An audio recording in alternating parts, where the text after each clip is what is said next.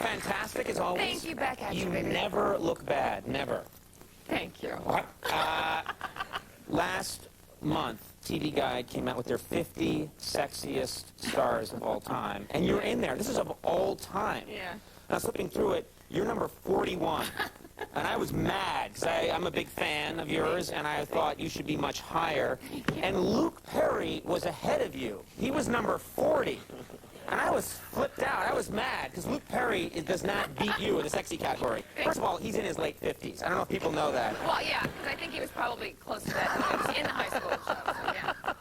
Yeah, no, but were you excited about that? Yeah, that was nice. It was a thrill. But it's so weird when they rank it, because it makes you, I would get into a whole head. bizarre. When I'm on that list, which will be soon, I don't laugh at that. Go, yes, it's true. If I were on that list, I would be all obsessed with weight. You know, I'd be happy that I was on it. They're number 13. Yeah, exactly.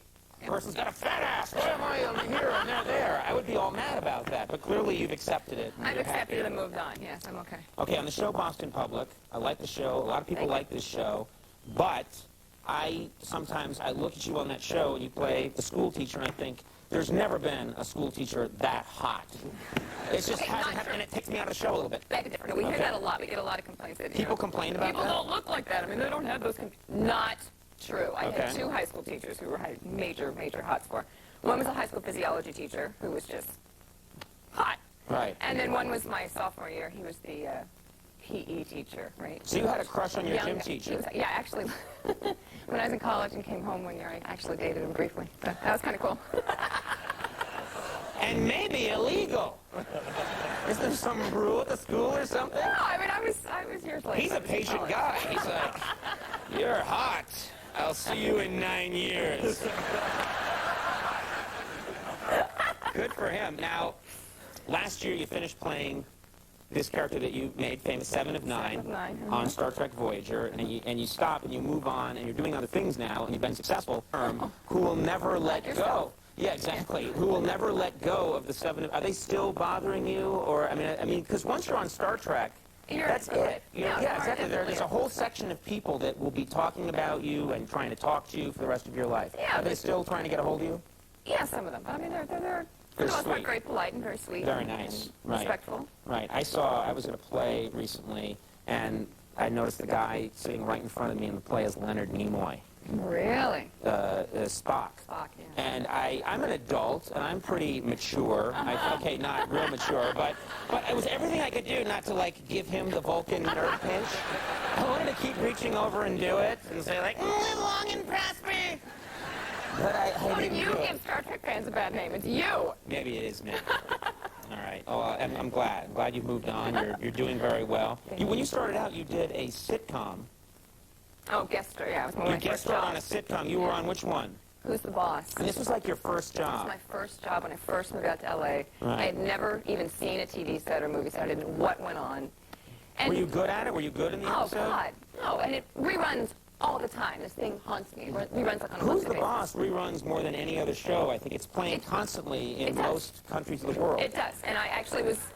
It's like CNN in most I countries. was on vacation in Italy, and it was rerunning while I was on vacation in Italy. And there's me yelling all of my dialogue because I was an idiot and didn't realize there's a microphone 6 inches above your head because I was used to the theater, projecting to the back row. So you were like, and I was hello, Italian Tony. Yelling. Yeah. Tony, where did you get that chimpanzee? All right, so